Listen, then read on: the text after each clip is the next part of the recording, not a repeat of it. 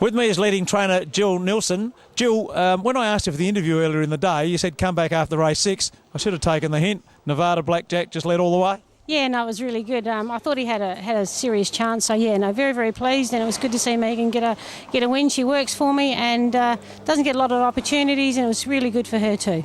Well, I was going to say that because you normally put Wayne or Danny Hill on, but you've kept her on this horse, and she wanted a lead, and that was it. Yeah, most times she gets a claim, but with this particular race, I thought we'll give her the chance. I thought he'd probably draw well on the way that it was worked out. So yeah, and that was good to see. And you thought he'd lead? Yeah, I thought he normally does like to lead, and he does his best from there. So yeah. Now, when I went back through the history this morning and did a bit of homework, I have you starting your training career in about 1978, but the records start from 1988. Does that sound familiar?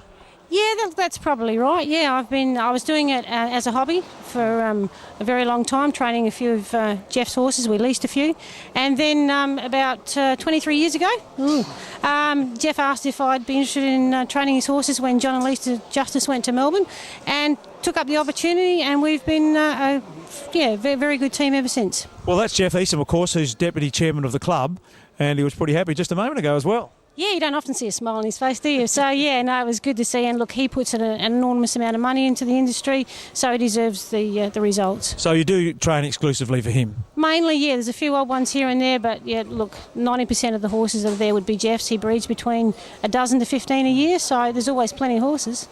Now, would you believe that your record's nearly 500 winners? Oh, really? Wow, no, I have no idea. I don't keep records. I just try and do the best every time we go out. So, no, I had no idea of that. Well, that's the main thing. And you have another one in later on today, a martial artist, and you trained its mother, left them for dead. Yes, that's correct. David Thurman was driving for me back in those days, and she won 2 Southern Cross finals. And, yeah, it was a brilliant mare, and unfortunately only had a couple of foals and then passed away. So, yeah, no, she was a very nice mare.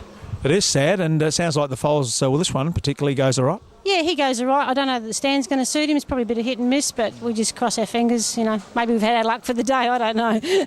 Oh, no. Look, I had an old trainer say to me once that people reckon that you can't keep winning, but he used to say, well, when they're on a roll, they're on a roll. Oh, we keep on trying. That's the main thing. You just keep giving it your best. That's all you can do.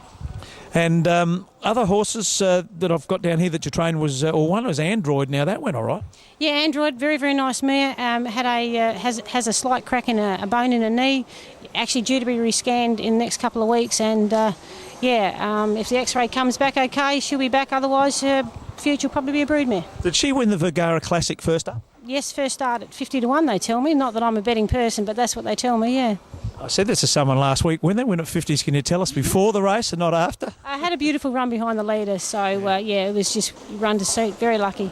And Force 10 Gate, mighty fine horse. They all went pretty well too. Yeah, Force 10 Gate was going okay. He ran second again on Saturday night, and I think he's due for a win soon. A mighty fine horse is a challenge, to say the least. One day he'll go super, next day he'll go terrible. So, super the trials yesterday. Who knows what next week brings? Well, that's right, and just getting back to the past, what would you put down as your best horse? Oh, wow. Probably left him for dead. As far as stake money goes, she'd have to be probably the best, yeah. Thanks very much, Jill, and all the best for the future. Thank you very, very much. Thank you. Ladies and gentlemen, well, she's the leading trainer now because she trained the last winner, Jill Neilson.